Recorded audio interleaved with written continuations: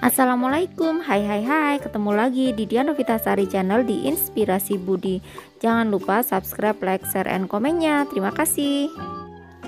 Hari ini kita melanjutkan membahas materi kelas 4, tema 8, subtema 3, bangga terhadap daerah tempat tinggalku, pembelajaran 1, halaman 122. Silakan disimak ya. Bangga terhadap daerah tempat tinggalku.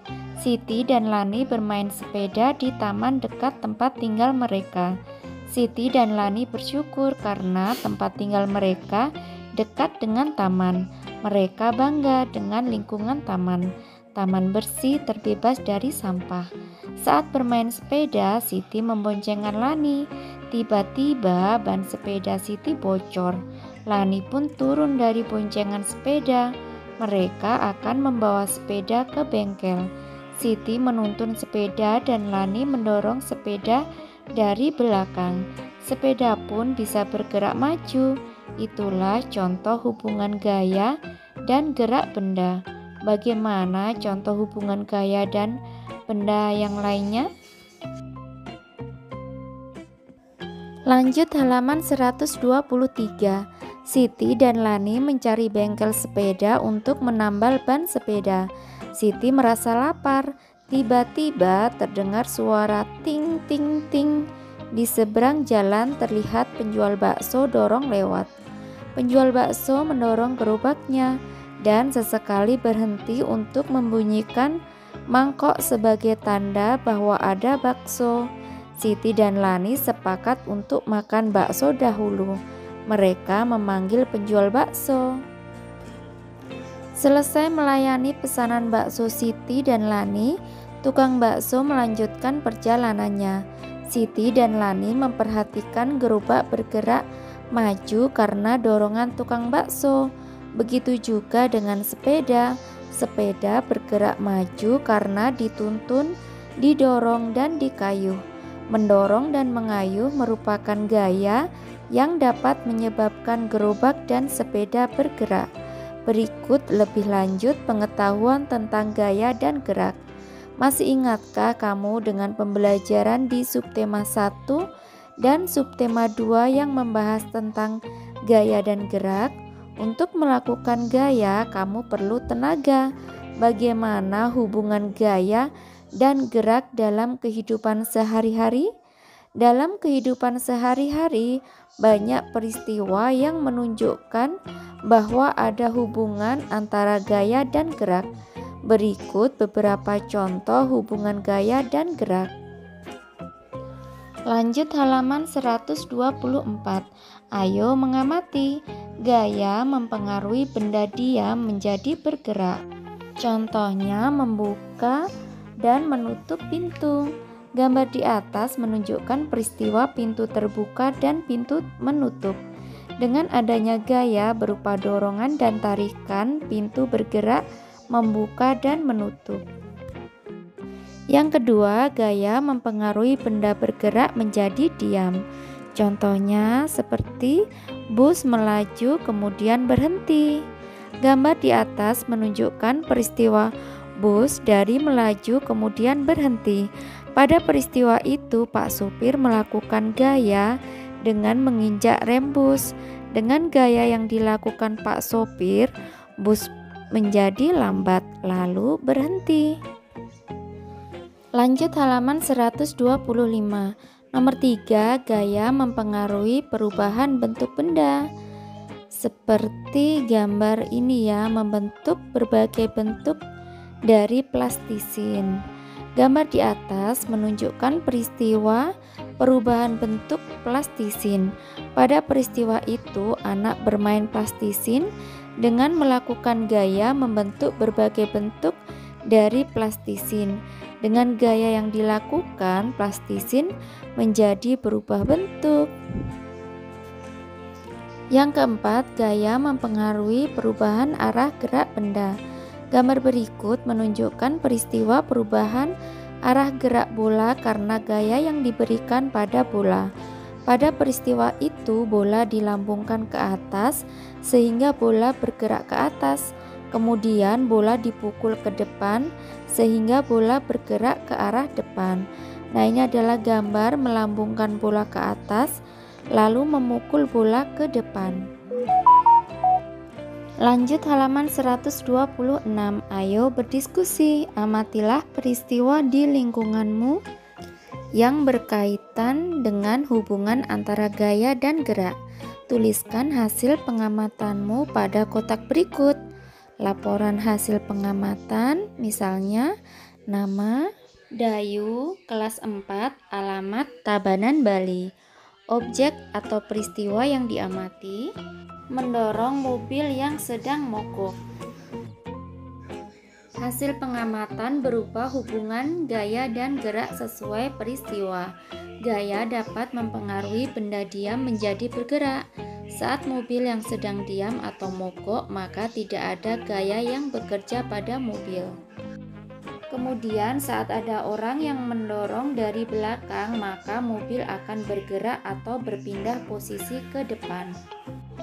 Lanjut halaman 127. Ayo membaca. Ikuti cerita dalam bacaan yang dibaca oleh Siti berikut yang berjudul Angsa dan Telur Emas Aesop. Alkisah, ada seorang petani sederhana memiliki seekor angsa. Angsa yang dimiliki petani bukan sekedar angsa biasa, melainkan angsa yang cantik dan istimewa. Keistimewaannya adalah angsa milik petani menghasilkan telur emas. Petani senang memiliki angsa istimewa itu. Setiap pagi petani bisa mengambil telur emas di kandang. Petani membawa telur emas dari angsa miliknya ke pasar. Petani menjual telur emas dengan harga tinggi. Dalam waktu singkat, petani berubah menjadi kaya. Kekayaan ternyata tidak membuat petani lebih bersyukur dan tetap rendah hati. Sebaliknya, kekayaan membuat petani serakah. Petani menginginkan angsa bisa menghasilkan telur emas lebih banyak lagi dalam waktu singkat. Petani tidak sabar dan ingin cepat menjadi orang kaya raya. Ketidaksabaran petani terhadap angsa miliknya muncul karena angsa hanya memberikan sebuah telur setiap hari. Petani merasa dia tidak akan cepat menjadi kaya dengan cara begitu. Lanjut halaman 128. Setiap hari sepulang dari pasar, petani menghitung uangnya. Suatu hari setelah menghitung uangnya, sebuah gagasan muncul di kepala petani.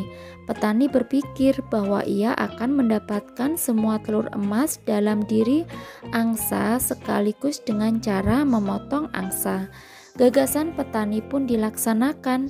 Betapa kaget dan sedihnya petani ketika tidak menemukan satu telur pun dalam perut angsa. Angsa istimewanya terlanjur mati dipotong. Hanya penyesalan yang bisa petani rasakan saat ini. Keinginan petani menjadi kaya raya semakin jauh dari angan-angannya. Dari cerita di atas kita dapat mengambil hikmah atau pembelajaran. Kita sebagai manusia harus mensyukuri yang sudah dimiliki. Jangan serakah hanya karena ingin cepat kaya. Sesungguhnya Tuhan sudah mengatur rezeki manusia. Barang siapa yang telah memiliki sesuatu dengan berlimpah, tetapi serakah dan menginginkan yang lebih lagi, akan kehilangan semua yang dimilikinya. Ayo berlatih. Berdasarkan bacaan cerita angsa dan telur emas di atas, jawablah pertanyaan-pertanyaan berikut. Nomor 1, apa inti dari teks cerita tersebut? Inti dari teks cerita tersebut adalah tentang seorang petani yang memiliki angsa istimewa. Angsa tersebut dapat bertelur emas. Petani ingin angsanya bertelur banyak supaya ia bisa cepat kaya. Lanjut halaman 129. Nomor 2, siapakah tokoh utama dalam cerita tersebut? Tokoh utama cerita tersebut adalah petani. Nomor 3, bagaimanakah sikap yang dimiliki tokoh utama? Sikap yang dimiliki tokoh utama adalah tamak dan tidak pernah merasa cukup. Nomor 4, bagaimanakah seharusnya sikap tokoh utama atas nikmat yang sudah ia peroleh? Seharusnya sikap tokoh utama adalah bersyukur atas nikmat yang sudah ia miliki. Nomor 5, apa yang akan kamu lakukan jika menjadi tokoh utama dalam cerita tersebut? Jika saya menjadi tokoh utama cerita tersebut, saya akan bersyukur terhadap rezeki yang saya terima. Lanjut halaman 130. Pada dasarnya, cerita fiksi adalah cerita rekaan. Isi cerita fiksi dibuat berdasarkan hasil olahan imajinasi atau daya pikir pengarangnya secara artistik dan intens. Cerita fiksi diwarnai oleh kultur, pengalaman batin, filosofi, religiositas, dan latar belakang pengarang lainnya. Selain itu, cerita fiksi diolah berdasarkan pandangan, tafsiran, kecerdikan, wawasan, dan penilaian pengarang terhadap berbagai peristiwa, baik peristiwa nyata maupun peristiwa hasil rekaan semata. Bawahnya, ayo berdiskusi.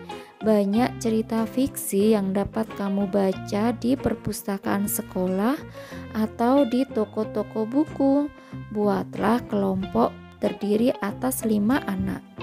Kemudian setiap anak mencari 5 judul cerita fiksi, baik di perpustakaan sekolah, di toko-toko buku maupun dari internet. Mintalah pendampingan kakak atau orang tua pada saat mengakses internet. Cerita yang diperoleh setiap siswa hendaknya dibaca oleh 4 anak anggota kelompok. Setelah kelima anak membaca cerita yang diperoleh, berdiskusilah mengenai inti cerita. Kemudian tuliskan hasil diskusi pada kotak tabel berikut. Nomor 1, misalnya judul ceritanya Angsa dan Telur Emas. Tokoh dalam cerita yaitu petani. Sifat tokoh dalam cerita serakah. Inti cerita dari hasil diskusi yaitu cerita tentang seorang petani yang memiliki angsa istimewa. Angsa bertelur emas. Petani ingin angsanya banyak bertelur supaya ia cepat kaya. Yang kedua, judul ceritanya misalnya Roro Jonggrang. Tokoh dalam cerita Roro Jonggrang, Bandung Bondowoso, Raja Prambanan, dan Raja Pengging. Sifat tokoh dalam cerita sakti, ingkar, sombong, kejam, dan pendendam. Inti cerita dari hasil diskusi, cerita tentang Roro Jonggrang yang mendapat kutukan menjadi patung dari Bandung Bondowoso sebab ia melanggar janjinya. Yang kedua yaitu Keongmas. Tokoh dalam cerita yaitu Kertamerta, Inu Kertapati, Chandra Kirana, Galuh Ajeng, Dewi Sekar, Penyihir, dan Nenek. Sifat tokoh dalam cerita bijaksana, baik, cerdas, suka menolong, jahat, kejam, dan rajin. Inti cerita dari hasil diskusi yaitu cerita Keongmas berasal dari Jawa Timur, menceritakan tentang Chandra Kirana yang dikutuk oleh nenek penyihir jahat menjadi seekor keongmas. Yang keempat, judul ceritanya yaitu Kancil dan Siput. Tokoh dalam cerita Kancil dan Siput. Sifat tokoh dalam cerita sombong, cerdik, cerdas, dan jujur. Inti cerita dari hasil diskusi, cerita tentang sikap sombong Kancil. Dari kesombongan si Kancil muncullah rasa tidak terima dari Siput yang merasa direndahkan. Yang kelima yaitu judul cerita Malin Kundang. Tokoh dalam cerita Malin Kundang, ibu Malin dan istri Malin Kundang. Sifat tokoh dalam cerita sabar, baik, angkuh, dan pemarah. Inti cerita dari hasil diskusi yaitu cerita tentang Malin Kundang yang dikutuk menjadi batu ketika durhaka kepada ibunya. Yang keenam, judul ceritanya Balas Budi Singa. Tokoh dalam cerita pemuda miskin, singa, dan raja. Sifat tokoh dalam cerita pemuda miskin baik hati dan penyabar, singa baik dan membalas budi, raja jahat. Inti cerita dari hasil diskusi cerita tentang seorang pemuda miskin yang diselamatkan oleh singa karena balas budi. Ban sepeda Siti selesai ditambal. Siti dan Lani lega karena hari sudah sore. Siti dan Lani pulang. Siti mengayuh sepeda dan Lani membonceng di belakang. Siti mengayuh sepeda dengan santai, tidak tergesa-gesa ataupun lambat sehingga laju sepeda Siti pun sedang. Bawahnya, ayo renungkan, kamu telah mempelajari hubungan gaya dan gerak. Apakah gaya dan gerak benda penting bagi kehidupanmu? Coba kamu renungkan dan beri alasan atas hasil renunganmu. Tuliskan hasil renungan beserta alasannya dalam bentuk kolom seperti berikut. Hasil renungan, alternatif jawabannya bisa seperti ini ya. Gaya dan gerak sangat penting bagi kehidupan karena dapat membantu kita dalam melakukan kegiatan sehari-hari seperti mengubah posisi, mengubah orientasi, mengubah bentuk, membuat benda berputar dan berpindah tempat. Lanjut halaman 132, kerjasama dengan orang tua. Gaya sangat kamu butuhkan pada saat kamu akan memindahkan barang-barang berat di rumahmu. Misalnya lemari, meja belajar, tempat tidur, dan barang-barang lain. Gaya yang sangat kamu butuhkan pada saat akan memindahkan barang-barang berat di rumah antara lain gerak otot, menarik, dan mendorong. Tuliskan 3 gaya yang sering kamu gunakan dalam kehidupan sehari-hari. Apa yang dihasilkan dari gaya yang kamu lakukan? Bekerja samalah dengan anggota keluargamu untuk mengerjakan tugas ini. Tuliskan hasilnya pada kotak berikut. Alternatif jawaban, gaya otot memindahkan benda ke tempat lain. Gaya gravitasi memetik buah mangga yang kemudian jatuh ke tanah.